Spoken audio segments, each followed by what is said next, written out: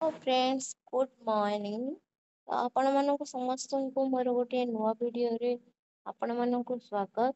तो आज आम जाना कि सुभद्रार थर्ड किस्ती हमको कहीं आसलानी। केते जन को बहुत जन को ही सुभद्रार थर्ड किस्ती आसनी। समस्त टेंशन है कि जाई चेक करचंती कि आउ सुभद्रार किस्ती हमको आसनी। बैंक केवाईसी करूचंती जाई चेक करूचंती बट तांको सुभद्रार थर्ड किस्ती आसेनी पैसा। तो सुभद्रार थर्ड किस्ती रे बहुत सारा लोक रिजेक्ट होइचंती। तो रिजेक्ट हेबार कारण कौन? सुभद्रा ପାଇଁ ନୂଆ ନୂଆ କଣ ସବୁ ଆମର ଗାଇडलाइन ଆସିଛି ଯୋଉଥିପାଇଁ କି ସେମାନେ ରିଜେକ୍ଟ ହେଇଛନ୍ତି। ତ ଏଇଟା ଆମେ ଡାଇରେକ୍ଟ ଯାଇକି ପହଞ୍ଚି ଗଲେ ସୁଭଦ୍ରାର ଗଭର୍ଣ୍ଣମେଣ୍ଟ ୱେବସାଇଟ ରେ। ତ ଏଇଠି ଆମର ସେଠି ହେଲ୍ପଲାଇନ ନମ୍ବର ବି ଅଛି। ଆପଣ ଚାହିଁଲେ ଏଇ ହେଲ୍ପଲାଇନ ନମ୍ବରରେ ଫୋନ କରି ପଚାରନ୍ତୁ। ଆଉ କିଛି ବି ଅଦର ସାଇଟ୍ ୱେବସାଇଟ କୁ ଯାଇକିନା ହେଲ୍ପଲାଇନ ନମ୍ବରରେ କଲ୍ କରନ୍ତୁନି, କାହିଁକି ନା ବହୁତ ସାରା ଫ୍ରଡ୍ ବି ରହୁଛନ୍ତି। ଆପଣ ଫ୍ରଡ୍ ର ବି ଶିକାର ହେଇପାରନ୍ତି। ତ ବହୁତ ଜଣଙ୍କର ସୁଭଦ୍ରା ପଇସା କଟିଛି। କାହିଁକି କଟିଛି ତାର ନୂଆ ଅପଡେଟ କଣ ଆସିଛି ଚାଲନ୍ତୁ ଦେଖିବା। ତ ଏଇଠି ଆମର ଏଇଥିରେ ଆସିଯାଉଛି କି ଯୋଗ୍ୟତା ମାନଦଣ୍ଡ। ତ ଆପଣ ମାନେ କଣ କଣ ରିକ୍ୱାରମେଣ୍ଟ ଦରକାର କି ଆପଣ ମାନେ ପଇସା କାହାକୁ କାହାକୁ ଦିଆଯିବ।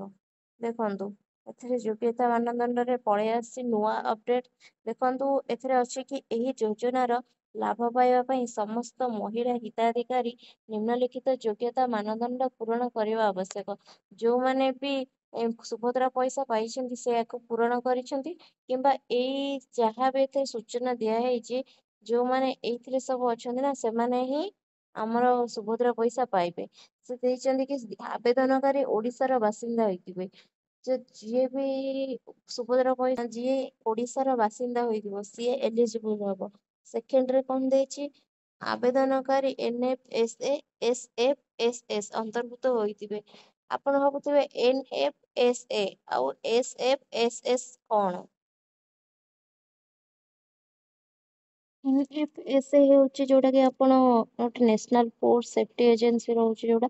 ଆପଣ ତା ଅଧୀନରେ ଯୋଉ ରାସନ କାର୍ଡ ପାଉଛନ୍ତି ତ ତା ବିଷୟରେ ହିଁ ସେ କହିଛନ୍ତି। ଆପଣ ରାସନ କାର୍ଡ ର ଅନ୍ତର୍ଭୁକ୍ତ ହୋଇଥିବେ, କିମ୍ବା ଯଦି ତାଠୁ ଆପଣ ବଞ୍ଚିତ ଥିବେ ନା, ଯୋଉ ମହିଳା ବଞ୍ଚିତ ଥିବେ ତାଙ୍କର ପରିବାରର ବାର୍ଷିକ ଆୟ 2.50 ଲାખ ମାନେ 2.5 ଲକ୍ଷରୁ ଅଧିକ ହୋଇନଥିବ। ଯଦି କମ ହୋଇଥିବ ସେ ଏଥିପାଇଁ ଏଲିଜିବୁଲ ରହିବେ।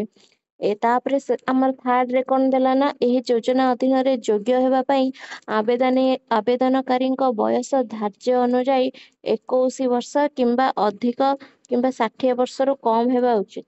ଏହାର ମାନେ ହେଲା କି ଆପଣ ଯଦି 60-59 ବର୍ଷରେ ପକେଇଥିଲେ ତ ଆପଣଙ୍କର 60 ବର୍ଷ ହେଇଗଲା, ତ 60 ବର୍ଷ ହେଲା ପରେ ଏ ସବୁ ବନ୍ଦ କରିଦିଅନ୍ତି। ତ ଯଦି ଆପଣ ପାଇ ଯାଇଛନ୍ତି 59 ବର୍ଷରେ ପକେଇଥିଲେ, ଗୋଟେ ଦିଟା କିସ୍ତି ପାଇଗଲେ ତ ଆପଣଙ୍କୁ 60 ବର୍ଷ ପାର ହେଇଗଲା। ତ ଏସବୁ ଫାଷ୍ଟ ଯେତେବେଳୁ କଲେ ଅପଡେଟ ହେଇନଥିଲା, ତ ଥାର୍ଡ ବେଳେ ସେ ବହୁତ ସାରା ଅପଡେଟ କରିଛନ୍ତି। ତ ଯାହାକୁ 60 ବର୍ଷ ପ୍ଲସ ହେଇଯାଇଥିବ ତାଙ୍କର ବି କାଟି ଦେଇଛନ୍ତି ରେସନ କାର୍ଡ। ତାପରେ ଆମର କଣ ଅଛି ନା, ଆଧାର କାର୍ଡରେ ଲିପିବଦ୍ଧ ହୋଇଥିବା ଜନ୍ମ ତାରିଖକୁ ତାଙ୍କ ବୟସ ଗଣନା ପାଇଁ କରାଯିବ।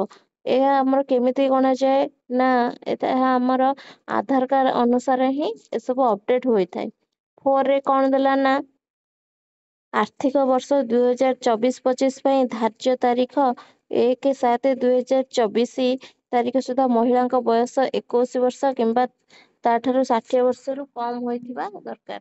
ତ ଆମର ସେ କୋଉ ବର୍ଷଠୁ ଗଣିବେ ନା, 2024 ବସିଛି ସେ 1/7/2024 ସୁଦ୍ଧା ସେ କାହାକୁ କେତେ ବର୍ଷ ହୋଇଛି ତାକୁ ହିସାବ କରିକି ଏସବୁ କରିଛନ୍ତି। ତାପରେ 5ରେ କଣ ଦେଲା ନା, 2024-25 ପାଇଁ ଯଦି ଜଣେ ମହିଳା 1/7/2024 ପରେ 21 ବର୍ଷ ଅତିକ୍ରମ କରିବ, ତେବେ ସୁଭଦ୍ରା ଅବଧିର ଅବଶିଷ୍ଟ ବର୍ଷ ଗୁଡିକ ପାଇଁ ତାଙ୍କୁ ବାର୍ଷିକ 10,000 ଟଙ୍କା ମିଳିବ। ସେହିପରି ଯେଉଁ ମହିଳା 1/7/2024 ପରେ 60 ବର୍ଷ ପୂରଣ କରିବେ, ତାଙ୍କୁ ଯୋଜନା ଅବଧିର ଅବଶିଷ୍ଟ ବର୍ଷ ଗୁଡିକ ପାଇଁ ଏହାର ସହାୟତା ଦିଆଯିବ ନାହିଁ।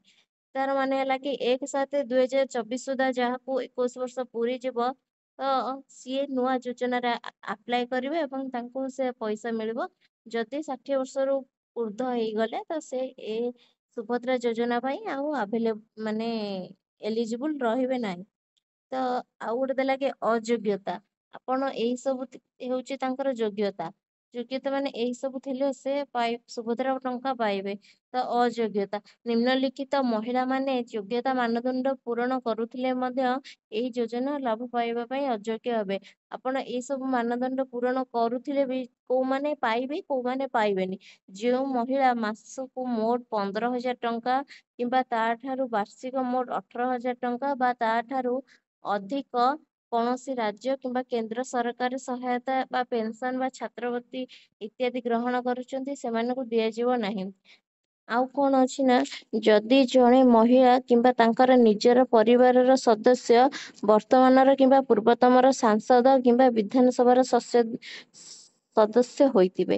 ତାର ମାନେ ହେଲା କି ଯଦି ଏବେ କିମ୍ବା ଆଗରୁ ଆପଣଙ୍କ ପରିବାରରେ କେହି ବି ପୂର୍ବତନ ସାଂସଦ କିମ୍ବା ବିଧାନସଭାର ସଦସ୍ୟ ହୋଇଥିବେ, ତେବେ ଆପଣ ଏହାର ସୁଯୋଗ ଉଠେଇ ପାରିବେ ନାହିଁ। ତାପରେ ଆୟକର ଦଉଥିବେ। ଆୟକର ଦଉଥିବେ ମାନେ ଇନକମ ଟ୍ୟାକ୍ସ ଯୋଉ ଦିଅନ୍ତି, ଆପଣଙ୍କ ଫ୍ୟାମିଲିରେ ଇନକମ ଟ୍ୟାକ୍ସ ଯଦି ଦଉଥିବେ ତେବେ ଆପଣ ଏଲିଜିବୁଲ ରହିବେ ନାହିଁ। ଯେକୌଣସି ସହରାଞ୍ଚଳ ସ୍ୱାୟତ୍ତ ଶାସନ ସଂସ୍ଥା କିମ୍ବା ପଞ୍ଚାୟତ ରାଜ ଅନୁଷ୍ଠାନରେ ନିର୍ବାଚିତ ଜନପ୍ରତିନିଧି ହୋଇଥିବେ। ତ ଆମର ଯୋଉ ଗାଁରେ ରହୁଛନ୍ତି ୱାର୍ଡ ମେମ୍ବର, ସରପଞ୍ଚ, ତ ଏସବୁ ଯଦି ଆପଣଙ୍କ ପରିବାରରେ କିଏ ରହିଥିବେ ତେବେ ଆପଣଙ୍କୁ ଏହା ମିଳିବ ନାହିଁ। ପରେ କଣ ଦେଲା ନା, ଭାରତ ସରକାର କିମ୍ବା ରାଜ୍ୟ ସରକାରଙ୍କ ଅଧୀନରେ ଥିବା ଯେକୌଣସି ଅଣ୍ଡରଟେକିଂ, ବୋର୍ଡ, ସ୍ଥାନୀୟ ସଂସ୍ଥା, ସଂଗଠନ ନିୟମିତ ସ୍ଥାୟୀ ଚୁକ୍ତିଭିତ୍ତିକ କର୍ମଚାରୀ ଭାବରେ ନିଯୁକ୍ତ କିମ୍ବା ଅବସର ପରେ ପେନସନ ଗ୍ରହଣ କରୁଥିବେ, ଏହି ଯୋଜନାର ଅନ୍ୟ ସମସ୍ତ ମାନଦଣ୍ଡ ପୂରଣ କରୁଥିଲେ, ତେବେ ପାରିଶ୍ରମିକ ଗ୍ରହଣ କରୁଥିବା ସମସ୍ତ କର୍ମଚାରୀ ଏବଂ ଆଉଟସୋର୍ସିଂ ଏଜେନ୍ସି ମାଧ୍ୟମରେ ନିୟୋଜିତ ସମସ୍ତ କର୍ମଚାରୀ ଏହି ଅଧୀନରେ ଯୋଗ୍ୟ ବିବେଚିତ ହେବେ। ତାପରେ ଆମର 5ରେ କଣ ଦେଲା କି, ଯେକୌଣସି ସରକାରୀ ବିଭାଗ, ଅଣ୍ଡରଟେକିଂ, ବୋର୍ଡ, ଭାରତ ସରକାର କିମ୍ବା ରାଜ୍ୟ ସରକାରଙ୍କ ମନୋନୀତ ପ୍ରତିନିଧି ହୋଇଥିବେ।